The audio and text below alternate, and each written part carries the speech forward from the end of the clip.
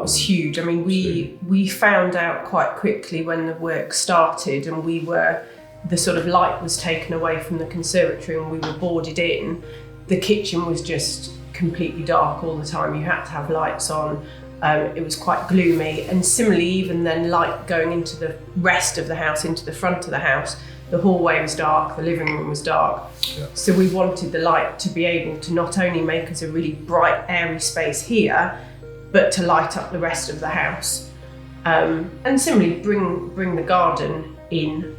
So it's like, and it's very relaxing when it rains. It is. And sometimes as well, just being able to lay on the floor, look upwards, just watch the clouds go by. It's quite nice. awesome to see Calming. the aircraft and items like that as well. So it's fantastic.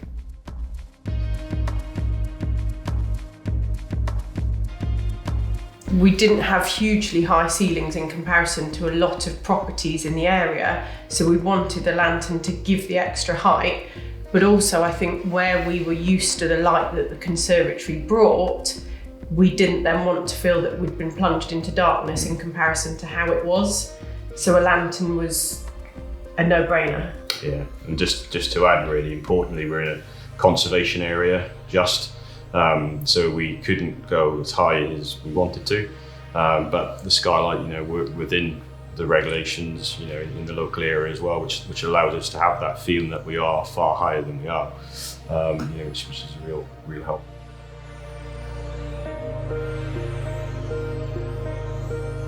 The architect was fantastic in that he could work with us, and it was actually, I still remember to this day, he said to me, oh no, you want to go for really slimline, you want to go for aluminium, it'll look a lot classier, it'll look a lot smarter, and just sent me some emails of pictures of the slimline appearance. And before that, we didn't even really sort of know where to start looking, so that helped.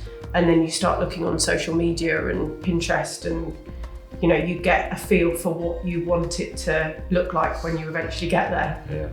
Yeah, and the architect for me was getting somebody who can really consult on what's really possible. I remember every day walking into this build and keep going like wow, and seeing the void, being ready for obviously the lantern. The lantern went in, and it was still wow, and I get the wow now, which is really important. But I think our builders were really helpful as well, because our builders work with Roofmaker a lot, so they knew the lanterns. They'd fitted quite a lot of them around Portsmouth, so they were able to say to us, we've worked with this company a lot, we think they're the best ones, including value, appearance. Our builders were used to dealing with Roofmaker, so I think that gave us the confidence to trust their knowledge. And we were fortunate in that we were really happy with the builders throughout, so it made us trust. If they say, we really recommend you go with this company, we had the confidence in them to do it.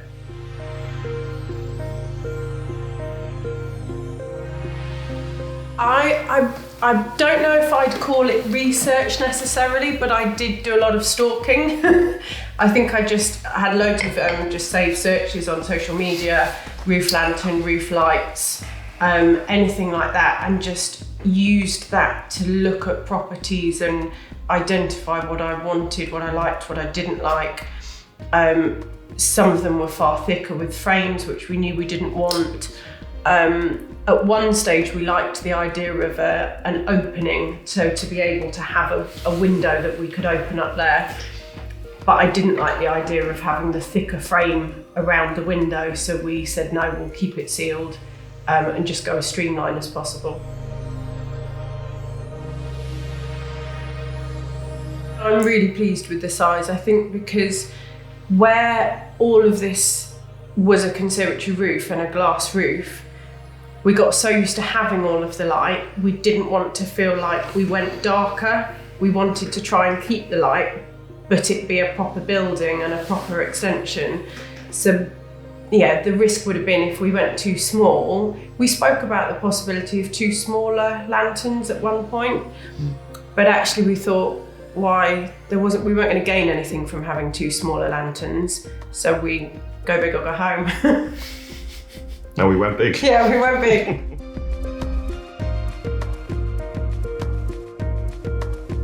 When we purchased, obviously going through global pandemic, supply chain shortages, I think for me, what Roofmaker did really well was just be really clear.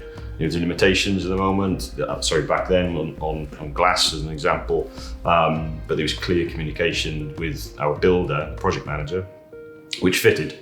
It worked with our overall schedule, and it came on time exactly as Roofmaker thought.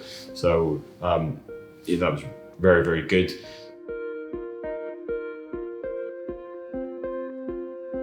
Changed everything. Yeah. This has made, and I guess one of the things that we weren't appreciating or planning for is how more efficient it's become, in life. And 2 small children, the morning runs, I think one thing that parents just hate, school runs, let's be honest. And having sort of the living around an island where you can have a routine, which is breakfast, which is clean up, etc.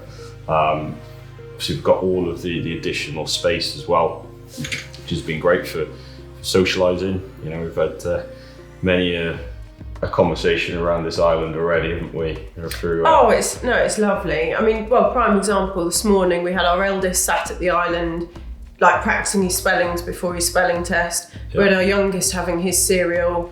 You're in and out. I'm sort of darting around. It's a lovely space. Or if you've got people over for dinner, they can sit on the sofa having a chat. You can be in the kitchen, you can see them all. The children can be in the garden. Yeah. And you're all together. You can have the doors completely open. Yeah. And it feels easy. We lived in a townhouse previously, and that was one of the biggest things that we struggled with. Was the kitchen was at the first floor at the front, and the garden was obviously at the back on the ground floor, so you couldn't be in the kitchen and the children couldn't be in the garden. Yeah, definitely. It's brought the outside in, so we've got what I think now would call outside living. Means that obviously some of my chores which are outside there, like cutting the grass, I can't get away with so long. You can see if he's skiving.